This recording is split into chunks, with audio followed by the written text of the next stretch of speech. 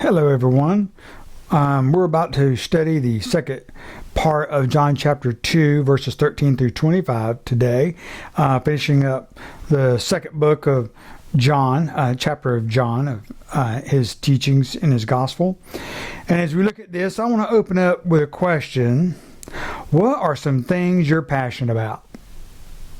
What are some things you're passionate about? Work? Many of you probably like the work you do. You spend a lot of time learning how to do that. Sports, maybe. You know what I'm saying? Are you? Hey, I'm a fan of, sports. I enjoy watching baseball and keeping up with it. College football, of course.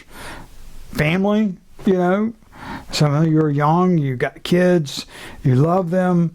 You care about your kids, hobbies. We got fishermen, hunters in the group, to other type of things, from exercise to biking, maybe for a few.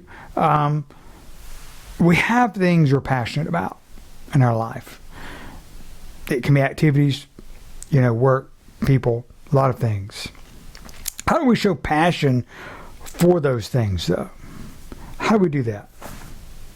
Well, for work, you're going to get the proper education you need, the proper skills you need for it. You may work a little extra to learn if you're doing work, but you're going to keep yourself updated.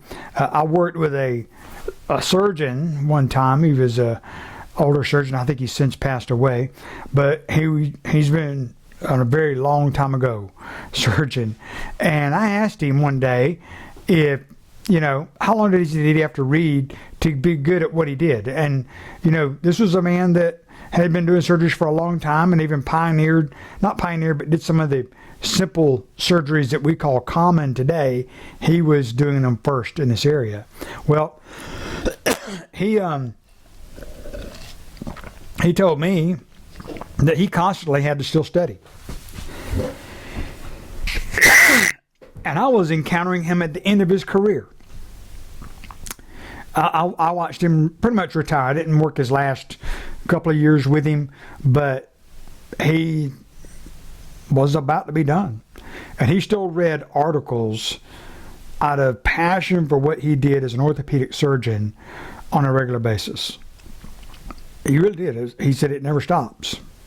But maybe you're a sports nut. So if you're a sports nut, what is it? You got to keep up with who's in the lead, the trade deals that are going on, what's happening in this move to get this player, that player. If you're baseball, what's the batting averages, who's hot, who's not, which pitcher's doing well out of the bullpen, all those things. Family, every detail of what's going on with your kids' lives, what's going on with them, what's happening with them, and what they're doing, what's happening. Hobbies. You're going to have the latest and greatest equipment for your fishing and for your hunting. I have a cousin I go fishing with. I love him. He's a great fisherman. And he actually figured out an exact color match that would affect the ability to catch rainbow trout in a specific river. And it really does work. I thought he was a little crazy when he said, if you use this color and this lure, they strike it like crazy. I was like, come on, a color? I mean, it has to be this shade, and not just any, it has to be a certain shade of that orange color for them to hit it. And he knew exactly what shade it was. He liked a particular lure for it, and that he was totally right.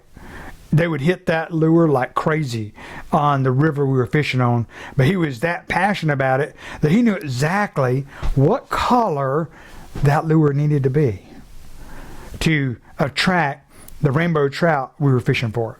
And they would. You could use one of the other lures because we had a ton of them out there fishing. They wouldn't strike it as much. You might occasionally get a hit, but you put those out there, not every cast, but you didn't have to throw many casts or do much waiting to have a rainbow trout hit that. And it was amazing how passionate he knew where we were fishing, what type of fish we were fishing for, down to what color lure they needed, the specificity of the passion for it. Well, I want to look at this and look at one of these passionate, zealous moments in Jesus' life that he shows us here as we begin to look at this latter part of chapter 2. And I want to take time to study that and to pull it apart and to look at it. Before we do that, though, I want to read it to you before we jump into it and look at it in a little better detail. So starting in verse 13 through 16, 13, through 25, I'm going to read it. In chapter 2 of John, it says, "The Passover of the Jews was near, and Jesus went to Jerusalem. And he found in the temple those who were selling oxen and sheep and doves, and the money changers seated at their tables. And he made a scourge of cords and drove them all out of the temple with the sheep and the oxen. And he poured out the coins of the money changers and overturned their tables. And those who were selling the doves, he said, 'Take these away. Stop making my Father's house a place of business.' His disciple remembered that it was written, 'Zeal for your house will consume me.' The Jews then said to him, 'What sign do you show as your authority for doing these things?'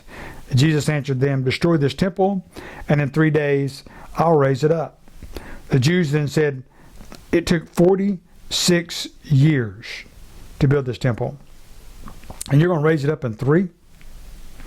But he was speaking of the temple of his body. So when he was raised from the dead, his disciples remembered that he had said this, and they believed the scriptures and the words which Jesus had spoken. Now, when he was in Jerusalem at the Passover during the feast, many believed in his name, observing his signs which he was doing. But Jesus, on his part, was not entrusting himself to them, for he knew all men. And because he did not need anyone to testify concerning man, for he himself knew what was in man." So, let's take a look at this zealous encounter Jesus has. Looking at it, and looking really at this place where we can have zealous for this place of idolatry. It's the temple for the Sanhedrin had become their zealousness for the building. Really, they had lost the authenticity of worship. They were worshiping a building, a brick and mortar building. Now, let me ask this: why is it so easy to worship a place like a church? Why? I mean, do we do that? Do we not at times worship the building? It's church. Now, granted, no, we're not outside offering sacrifices to it, but the focus on it is the activities that occur within the building and what's taking place. But take a look at what happens with the Jews here. The Jews, they worship the temple, but not the God of the temple. This is not the first time Israel would make this mistake, of course. I'm studying through the book of Jeremiah.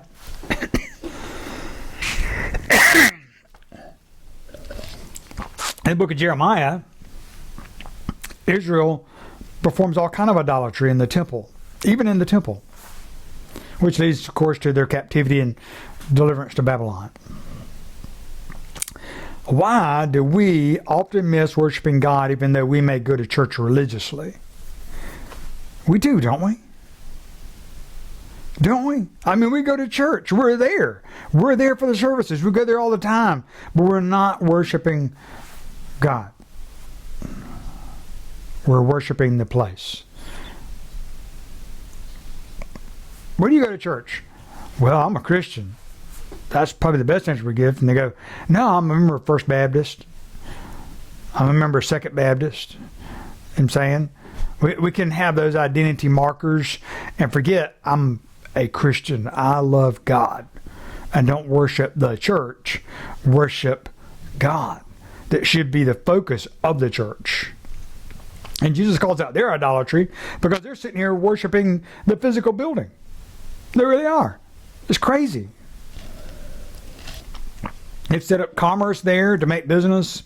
The Sanhedrin, which was an existing entity of people in the time of Jesus, totally believed that all the worship was in the temple, and there was nothing but the temple, and there was nothing outside of the temple in worshiping God. And that was true. And he encounters them.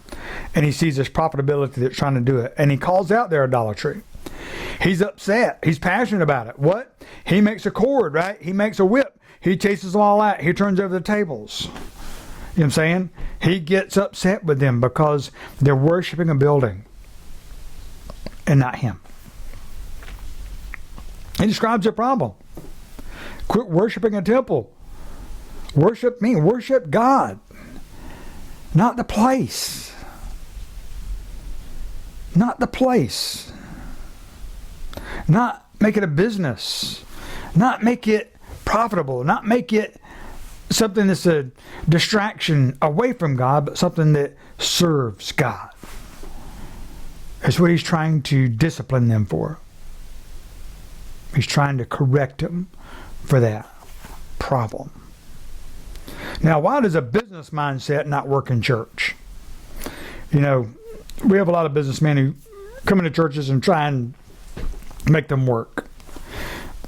What's the problem if you bring a business mindset into running a church? Now, businessmen should be a part of the church. There's business stuff in a church. You know, money, assets. But the function of the church is not a business. It's not. The function of the church is to worship God and serve others. And that's not good business if you're a businessman, because it costs you. Worshiping God costs you parts of you giving it to Him. Serving others costs you money to serve them. You have to spend money to serve them. That's definitely not a good business model, is it? So it makes it hard for a businessman to drive the functions of the church with a business mindset. Because sometimes the church needs to lose money. That sounds odd, right? But you're serving people, it can cost them to lose money.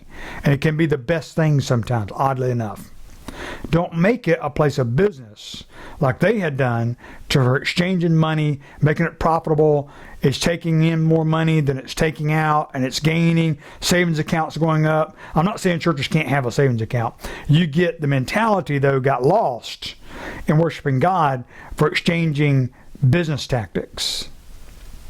That's what happened. And it's a problem that we have to be careful of in the church. It enters a lot. You have to run a church function different than a business mindset. You need businessmen to help with the admin stuff that needs to happen, some of the structural things that need to happen. But the functions of the church is ministry.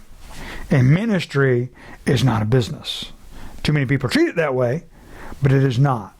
And Jesus was getting on to them for that, for what they had done. But there's a second thing that happens here after he tackles them and takes them head on, is Jesus, it reveals a zealousness for Jesus is worship. That the focus is worship. That the primary purpose and function of the church is worship. As a matter of fact, it's so much so that after he has rebuked them and said in verses 16, where Jesus says, take these things away and stop making my Father's house a place of business. We come to 17, and John changes something here. Listen to this. His disciples remembered that it was written, zeal for your house will consume me. All right. They remember a psalm. They remember a psalm. That's the powerful truth here, is that they remember a psalm. It didn't say Jesus spoke the psalm, by the way. It says that they remembered a psalm. So let's look at that psalm. And what they quote is Psalm 69, verse 9. But Psalm 69 is a very prophetic type of psalm. It speaks about a powerful parallel to Jesus Christ and what he's doing.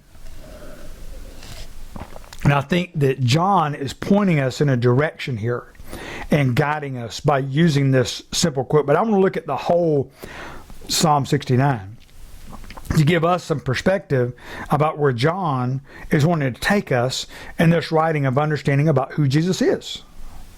So let's take a look at this Psalm 69. You'll need to flip to it. And we're going to look at all of it briefly and understand how it relates to us and Jesus, by the way. So I want to look at verses 1 through 5. It says, save me, O God, and that's Psalm 69, verses 1 through 5. It says, save me, O God, for the waters have transcended my life.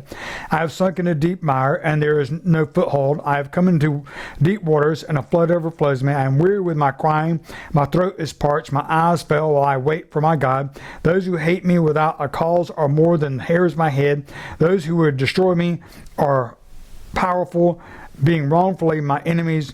What I did not steal, I then have to restore. O God, it is you who knows my folly, and my wrongs are not hidden from you. You can't find a greater call and cry for salvation than that. You really can't. That's a powerful truth right there that's taking place. But let's not stop there. 6 through 9, it says, may those who wait, and this transitions to Jesus. That's us crying out. Here's Jesus speaking, if you will, in parallel, looking at it. May those who wait for you not be ashamed through me, O Lord God of hosts. May those who seek you not be dishonored through me, O God of Israel. Because your sake I have become a reproach. Dishonor has covered my face.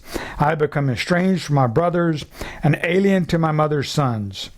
Verse 9, for zeal for your house has consumed me, and the reproach of those who reproach you have, and the reproaches of those who reproach you have fallen on me.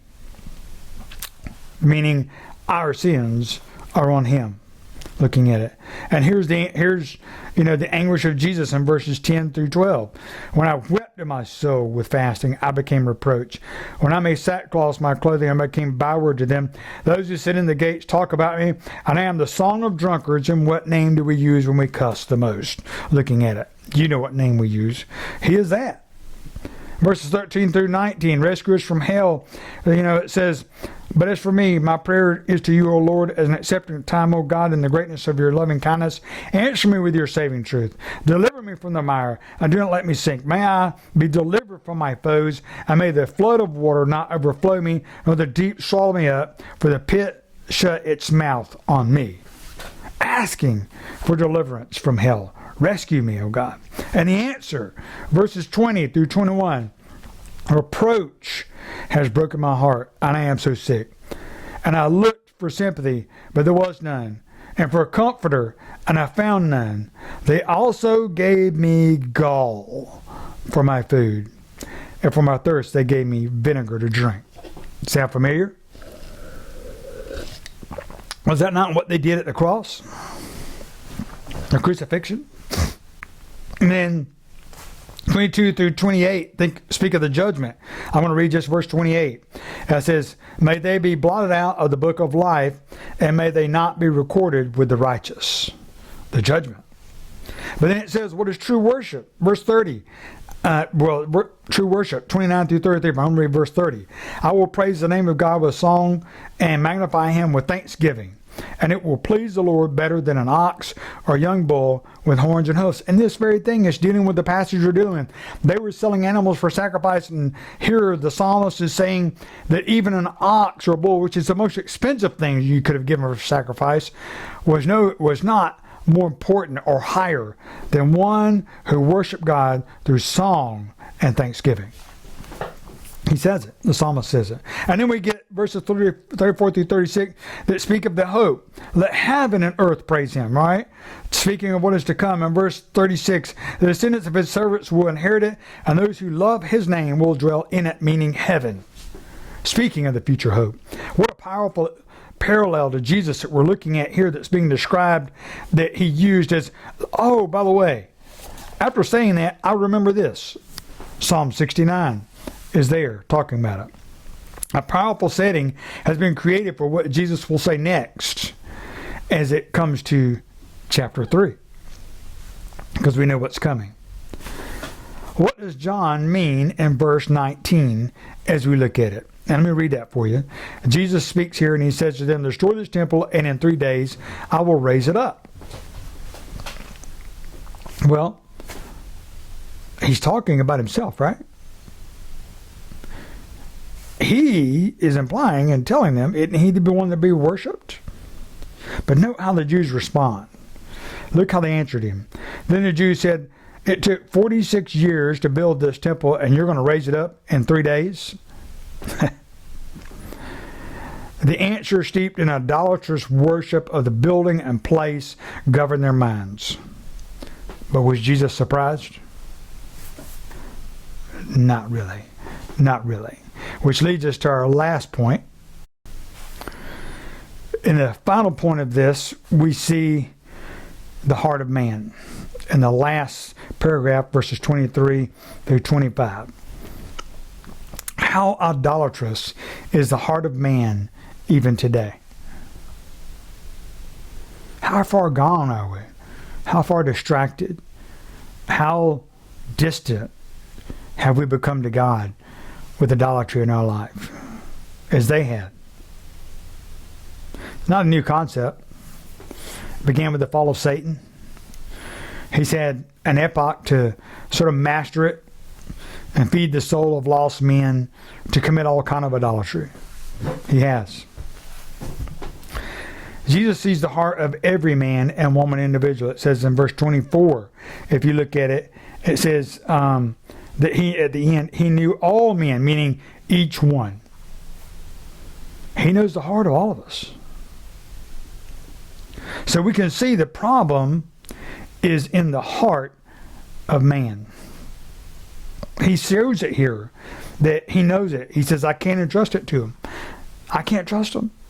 Man can't be trusted because he knows the heart of every man. He did. He does. He knows the heart of every one of us individually. He doesn't clump us together and judge us in groups. He doesn't take and try and clump us into certain segments, into certain pieces, into certain parts. He sees us individually. He knows our hearts. He knows your heart. He knows what's going on in there, and he knows where you're at with him. Whether what you're doing is a emotion steeped in what would be maybe idolatry of worship of place or things, but not of him. He knows our hearts.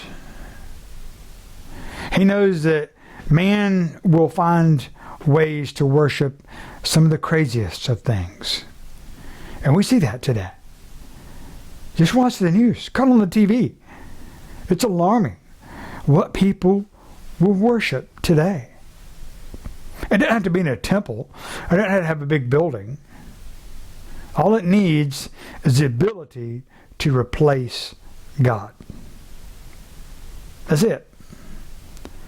And idolatry is in a point in time that it has so many variables that Satan has created to distract us visibly that we can find it at every turn of our life and fall into it. Don't allow those things to come into your life that will throw you into idolatry. Don't allow those things come into your life that's going to distract from God. Put them away. Put them away. Remove them from your life. Put God in the middle. The focus. He is what's to be worshipped, not a building, not a place, not even a book. We're to worship the God of this book, but not the book. We have to understand He is our focus of worship. And singing a beautiful song to Him is far greater than any check you could write to give. Now, I'm not saying don't give. I'm not saying don't write big checks. But don't think you're going to buy God. Because that's what they were trying to do here. And He said, you're not going to buy me. You have to worship me by knowing me. And that they did not know. They could not recognize Him.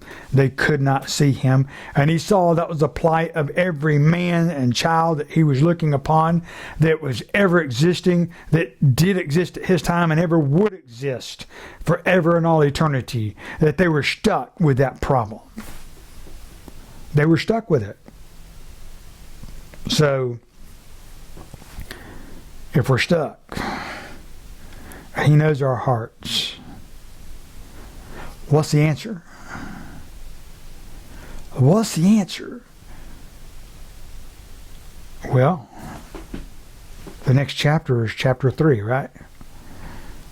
And the most quoted verse is in chapter 3 of John, right? John 3:16. For God so loved the world that he gave his only begotten Son, that whoever believes in him shall not perish, but have eternal life. Do you see the beauty of what John did here? He truly set up the purpose of John chapter 3 by what he writes before it in John chapter 2. Jesus sees our plight. Jesus sees our heart. Jesus sees our situation. Jesus sees our pain. Jesus knows everything about us. And he knows the answers found in John chapter 3. He knows it is. That's the way John laid it out. He's going to tell you. But right now he wants you to see the plight of man as Jesus sees it, as Jesus recognizes it. And he wants to give you that preparation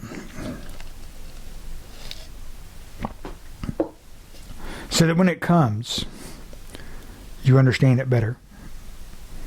It's so much clearer. If you look at how beautifully John wrote it, that he talked about his friend Jesus in John chapter 1 and really explained in pretty strong words how divine he was, how perfect he was. In chapter 2, he gives how he delivers and how he takes, and not only that, is going to deliver the most important thing he can deliver that will be described in John chapter 3. He sets up in chapter 2 for the beauty of it if you take and look at it and see how he wrote it.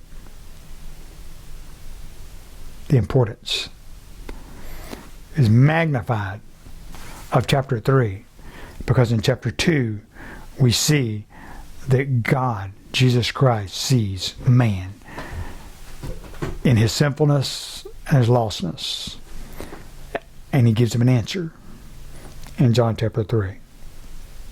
But understand this, we can know that Jesus left no question unanswered, and by what we have already read, we know that he is true to his word. Understand, he's going to give us the answer. He's given us the answer. We just have to understand it. And that is what John is teaching us and guiding us towards as we study through this powerful book of John, who tells us about his friend, Jesus the Christ. Thank you.